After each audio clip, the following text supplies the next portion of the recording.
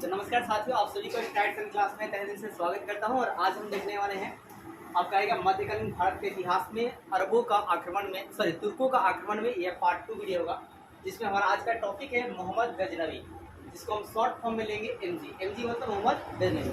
अब ये मोहम्मद गजनवी जो होंगे वो सबसे पहले किस वंश के होंगे? तो यामनी वंश के होंगे। किस वंश के जी? यामनी। और यामनी वंश में मतलब बात करते हैं मोहम्मद गजनवी के पिता कौन थे? ये सुप्तगिन थे। ठीक है। अब बात करते हैं कि मोहम्मद गजनवी पूछा जाएगा कि मोहम्मद गजनवी किसका पुत्र था? तो सुप्तगिन का। ऐसा सवाल आता है खासकर कि मोहम्मद गजनवी जो है किसका पुत्र था? तो सुप्तगिन का। फिर बात करते थे कि मोहम्मद गजनवी जो है अफगान के गजनी में रहने वाले थे। मतलब मोहम्मद गजनवी जो है कहाँ रहने वाले हैं? अफगान के गजनी में। तो इसलिए नाम क्या पड़ गया? गजनवी। अब है क्या, इन्होंने गद्दी पर कब बैठा? तो क्या था? 998 में। कब जी? 998 में। इनका उम्र कितना था? 27 वर्ष। तो आपसे पूछा जाएगा कि मोहम्मद गजनवी कहाँ के रहने वाले थे? अफगान के गजनवी में। अफगान का जी गजनवी। गद्दी पर कब बैठे? 998 में। कितना साल उम्र था? 27 साल था। और ये भाई साहब इनके पिता कौन थे? सुप्तगिन थे। कौन थे जी? सुप्तगिन। किस वंश के थे? यामनी वंश। फिर देखिए आपका है क्या कि इन्होंने 1000 से लेकर 1027 के बीच भारत पर 17 बार आक्रमण किया। कितना बार आक्रमण किया? 17 बार। तो आपसे पूछ लिया जाएगा कि मोहम्मद गजनवी ने अपने समय में कितने बार भारत पर आक्रमण किया था? 17 बार आक्रमण किया था। कभी डेट वाला भी डाल देगा कि मोहम्मद गजनवी ने 17 बार आक्रमण भारत पर किस समय के बीच किया था? 1000 से 1027। आप ऐसे याद रखेंगे 27 साल उम्र में गद्दी पर बैठे थे और 1000 से लेकर 1027 के बीच क्या करें जी? अपने भारत पर उन्होंने क्या किया? आक्रमण मारा था। क्या किया था? तो फिर से एक बार बताइएगा आप लोग ही कि मतलब मोहम्मद गजनवी किस वंश के थे? यामनी। पिता कौन था? सुप्तगिन। फिर बात करते हैं गद्दी पर कब बैठते हैं? और ये कहाँ के रहने वाले थे? अफगान के गजनवी। फिर आपका भाई साहब जब गद्दी बैठते हैं तो उम्र कितना होता है? और आपका 1000 से लेकर 1027 भारत पर टोटल कितनी बार आक्रमण करते हैं? 17 बार। अब देखिए इनका आक्रमण करने का उद्देश्य क्या है? तो मध्य एशिया में एक बड़े साम्राज्य का स्थापना करना। मतलब मध्य एशिया में पूरी तरह से साम्राज्य क्या करना? अपना करना। मतलब पूरा फैला देना। ठीक है। फिर उसके बाद क्या? धन की प्राप्ति करना। मतलब कोई भी राजा होगा कहीं भी आक्रमण करेगा तो वहाँ को राजा को तो हराएगा ही, साथ में वहाँ जो धन दौलत मिलेगा उसको भी क्या करेगा? लेकर जाएगा। तो देखिए जब भी कोई राजा क्या करता है कि वहाँ पर आक्रमण करने के बाद और वहाँ से सिर्फ धन दौलत लूट कर लेकर चला जाता है तो उसे आक्रमण जो है ना, आक्रमण न कहकर आपको अभियान कहा जाता है। क्या कहता है? अभियान। अगर वहाँ राजा आक्रमण करता है और वहाँ अपना साम्राज्य स्थापित कर देता है, फिर वहाँ पे रहने लगता है, तब जाकर उसको कहा जाता है, आक्रमण कहा जाता है। तो जो आपको मतलब मेन बात आप ये क्या रखना है, मोहम्मद गजनवी है वो आक्रमण न कर अभियान चला रहा है। अभियान मतलब सिर्फ जीतने का अभियान। मतलब वहाँ जाएगा, वहाँ से धन दौलत को देगा और वहाँ से अपने इलाके लेकर चला जाएगा। फिर अपना जो उसका खलीफा वलीफा जो होगा उसको जाकर देगा। तो इनका उद्देश्य क्या था? मध्य एशिया में बड़े साम्राज्य का स्थापना करना और क्या करना जी? धन दौलत को प्राप्त करना। अब देखिए भारत पे इन्होंने आक्रमण जो है मतलब आक्रमण का क्रम देखते हैं। तो सबसे पहले बात करते हैं इन्होंने आक्रमण किया 1000। क्या जी? 1000। और कहाँ किया? सीमावर्ती क्षेत्रों पर, जो भी भारत के सीमावर्ती क्षेत्र है उधर किया। और किसको जीता साहब? दुर्ग को। दुर्ग को क्या करते हैं? जैसे दुर्ग में आपने पढ़ा होगा कि दुर्ग की 4 दीवारी हुआ करती थी। मतलब दुर्ग एक साम्राज्य का ही स्थान होता है। ठीक है। एक राजा का स्थान होता है जिसमें बड़े बड़े लोग रहते हैं। ठीक है। उसे हम क्या बोलते हैं? दुर्ग। आप प्राचीन इतिहास में देखेंगे कि दुर्ग ऐसा स्थान है जो राजा की तरफ बनाया जाता है और इसमें क्या बड़े बड़े जो लोग जो है दुर्ग में रहते हैं। और इनकी क्या 4 दीवारी रहती है। मतलब खासकर यहाँ पर पुरोहित हुआ रहते थे। कौन रहते थे? पुरोहित। और जो लोग छोटे उड़े थे वो टीला में रहते थे। ठीक। मतलब वो नीचे था आपका हड़प्पा में आपने पढ़ा होगा। तो 1000 में आपका सीमावर्ती 1000 में इसमें क्या हुआ? सीमावर्ती क्षेत्र में दुर्गों की क्या किया जी? जीता। ठीक है। मतलब बहुत सारे मतलब इलाका को इन्होंने जीतना चालू कर दिया। फिर 1001 में 1000 क्या जी? 1 में पंजाब के हिंदूवासी राजवंश पर क्या किया? आक्रमण किया। और उस समय यहाँ का राजा कौन थे? जयपाल। कौन थे जी? जयपाल। अब जब आक्रमण किया जयपाल ना तो जयपाल भाई साहब हार गया। जयपाल क्या जी? हार गया। अब पूरी तरह से विवश होगा, विवश होकर सुसाइड कर। तो आपसे पूछा जाएगा कि मतलब मोहम्मद गजनवी से कौन सा राजा हार कर आत्महत्या कर दिया? तो वो जयपाल। होगा जी? जयपाल। फिर बात करते हैं कि ये हिंदूवासी राजवंश जो थी उसकी इसकी राजधानी क्या थी? तो वह हिंद था। क्या था जी? वह हिंद था। क्या था साहब? वह हिंद था। क्या था? वह हिंद था।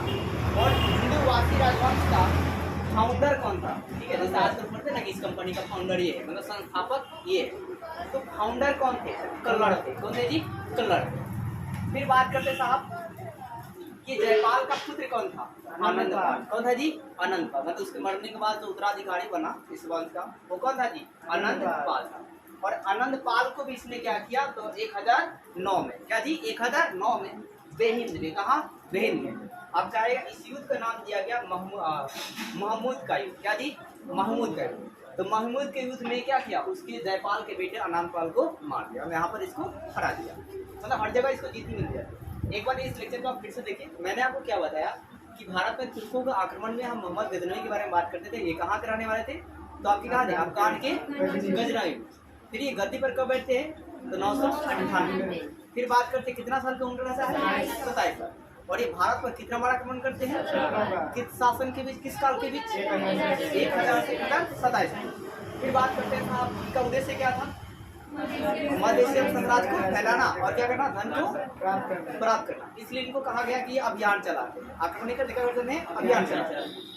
फिर बताया कि भारत पर आक्रमण करने का क्रम जो है सबसे पहले कब किया? किस क्षेत्र में किया? सीमावर्ती। और सीमावर्ती क्षेत्रों में किसको जीता रहा था? तुर्क को। फिर उसके बाद कब किया? 1001। उसमें ये किस वंश पर किए थे? हिंदवासी। क्या साहब? हिंदवासी राजवंश पर किया। और उसमें हिंदवासी राजवंश का शासक जो है कौन था? जयपाल। जयपाल हार कर उसने क्या कर दिया? सुसाइड कर दिया। फिर इसके बाद जयपाल का बेटा कौन था? आनंदपाल था। और आनंदपाल को भी इसने क्या किया? कब हरा दिया? 1009। और उस युद्ध का उसने नाम क्या दिया? महमूद का युद्ध। कहाँ हुआ ये युद्ध? हुआ था बेहिंद। और बेहिंद में हुआ था साहब, ठीक है, वहाँ पर। और फिर यहाँ बात करते हैं हिंदू राजधानी भी क्या थी? बेहिंद। क्या थी साहब? मतलब राजधानी में उसको अपने बेटे, दूसरे बेटे को हरा दिया। और इसका फाउंडर कौन था जी? उम्मीद करता हूँ बिजनेस समझ गया होंगे। अब आगे 1008 में क्या हुआ? इसने नागरकोट, क्या साहब? नागरकोट पर क्या किया? हमला किया। और हमला के बाद जो ज्वालामुखी मंदिर था उसको तोड़ दिया। मतलब पहले मोहम्मद गजनवी क्या करता है? 1008 में वो नागरकोट में क्या करता है? हमला करता है और मंदिर को तोड़ देता है। उसका मंदिर का नाम क्या है? ज्वालामुखी। तोड़कर उसके बाद क्या करता है भाई साहब? उस मंदिर को जाता है, मतलब अपने इलाके में लेकर, ठीक है, जो भी उसका अवशेष होते हैं वो गजनी लेकर जाता है। कहाँ ले जाता है? गजनी में रहने वाला था तो गजनी लेकर जाता है। और जो मस्जिद होता है ना, उसके आसपास क्या करता है? पूरा सीढ़ियों पर ऐसे ही फेंक देता है। मतलब वो दिखाता है कि मैं बना हूँ और जो भारत के लोग हैं बहुत ही छोटे हैं। ठीक है, ये दिखाने को प्रस्ताव मतलब करना चाहता है। फिर मतलब आपका है क्या? फिर से बात सुनिए। मैंने आपको क्या बताया? 1008 में नागरकोट, क्या साहब? नागरकोट पर आक्रमण करता है या हमला करता है और यहाँ पे ज्वालामुखी मंदिर को तोड़ फोड़ देता है। और तोड़ फोड़ करने के बाद अपने जितने भी यहाँ अवशेष मिले थे मंदिर का, उन सबको कहाँ ले जाता है? गजनी अपने जगह। और वहाँ पर क्या करता है? मस्जिद से सीढ़ी पूरा तरह से तोड़ देता है। अब इसका उद्देश्य, ऐसे करने का उद्देश्य क्या था? वो चाहता था उससे तोड़ फोड़ वैसे छोड़ देता, ले जाकर वहाँ पर क्यों फेंक दिया? क्योंकि ये दिखाना चाहता था कि मैं पावरफुल हूँ। मतलब तुर्क वाले जो लोग हैं वो बहुत ही पावरफुल है और जो भारत वाले लोग हैं बहुत ही छोटे हैं, बहुत ही दुर्बल है, बहुत ही कमजोर है। और ऐसा मतलब बहुत सारे इतिहासकारों ने भी मतलब अपने भारत के इतिहासकारों को कमजोर साबित करने के प्रयास करेंगे। और जो विदेशी इतिहासकार है वो अपने आप को दिखलाएंगे कि हम जो मतलब बहुत अच्छे पढ़े लिखे हैं, बहुत साक्षर है। लेकिन वास्तविकता ये है कि सबसे अधिक कोई दार्शनिक देने वाला देश है जो आपका भारत है।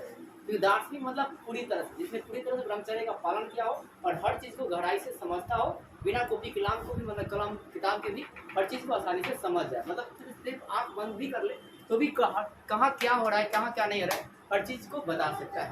जी सर। जैसे कि मतलब आपने अभी देखा होगा, मतलब यूट्यूब पर आप देख रहे होंगे, एक बाबा है, उनका नाम क्या है? महेंद्र नाम कुछ ऐसे है। बागेश्वर? नहीं बागेश्वर। एक और है जिनका आप देखेंगे तो आप प्रवचन ही सुनेंगे तो आपको लग जाएगा कि हाँ बंदे में वास्तविकता में सही है। लेकिन उसकी पूरी जो जर्नी है ना बहुत स्ट्रगल होती है। आजकल वो फेमस हुए वो बात अलग है। महेंद्र का ऐसे कुछ उनका नाम है। हाँ, बड़ा बड़ा दाढ़ी उड़ी बहुत ज़्यादा है, वाइट वाइट है, हो गया है अब तक। अब देखिए तो है, बात करते हैं मूर्तिवाद। अब इन्होंने मृत्युवाद की पहली चीज बताया। अब इससे बात क्या कहा था कि मंदिरों को तोड़ा तो बोला कि मूर्तिवाद के विरुद्ध ये मेरा पहला दिन है। आपसे पूछा जाएगा कि मोहम्मद गजनवी के मूर्तिवाद के विरुद्ध जो है पहला जीत कब माना गया? 1008 में। कब माना जी? 1008। अब इसके बाद इन्होंने अपनी उपाधि भी धारण कर लिया। क्या उपाधि धारण कर लिया? क्या साहब? बुद्ध सिकत। क्या जी? बुद्ध सिकत। तुर्क में बुद्ध सिकत कहते हैं और हमारे इंडिया भारत में मूर्ति भंजक, मतलब मूर्ति को तोड़ने वाले को मूर्ति भंजक कहा जाता है। इसने अपने को खुद को उपाधि धारण कर लिया कि मैं मूर्ति भंजक, मतलब मूर्ति जहाँ दिखेगी भाई साहब उसे क्या करूंगा? तोड़ दूंगा। क्या कर दूंगा भाई साहब? तोड़ दूंगा।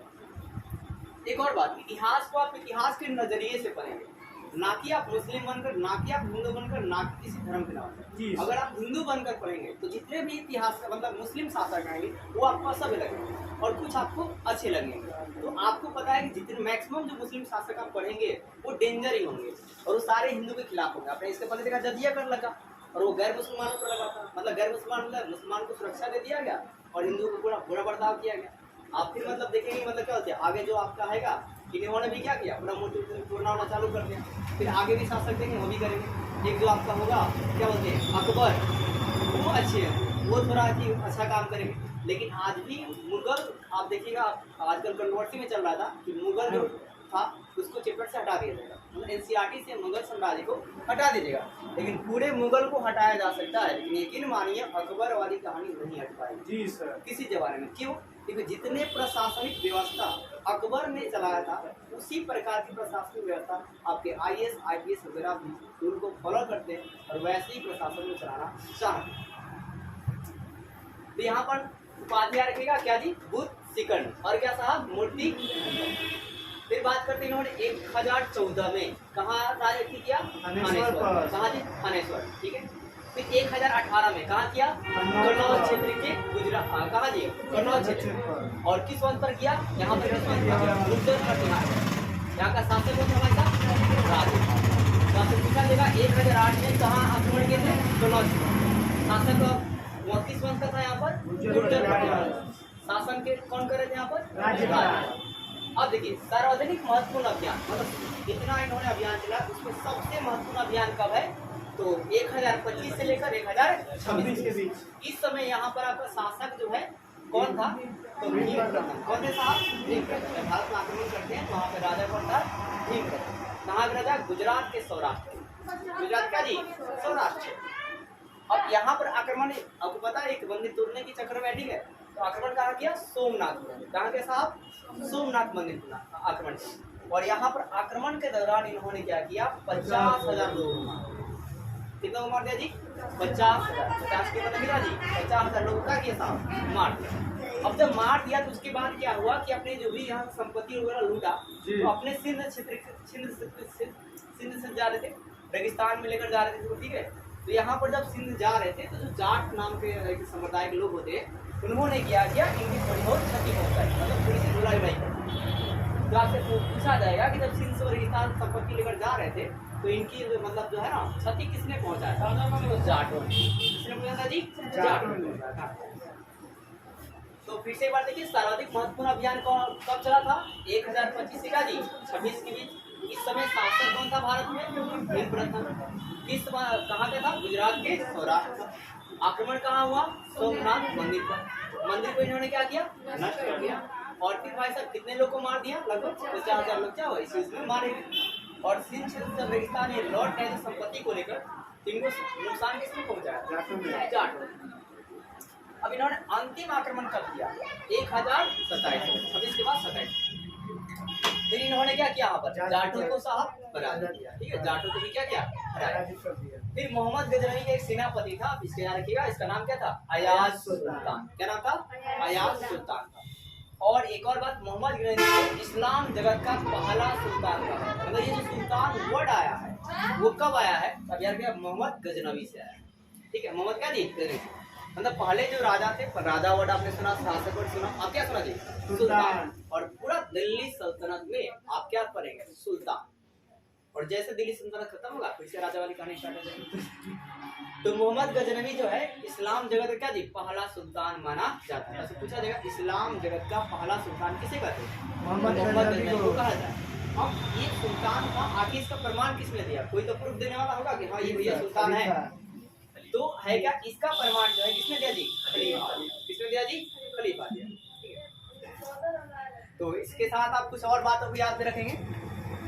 जैसे कि सबसे पहली बात आप ये रखेंगे कि देखिए मोहम्मद गजनी जो है यामनी उदैला यानी कि साम्राज्य का दाहिना हाथ था।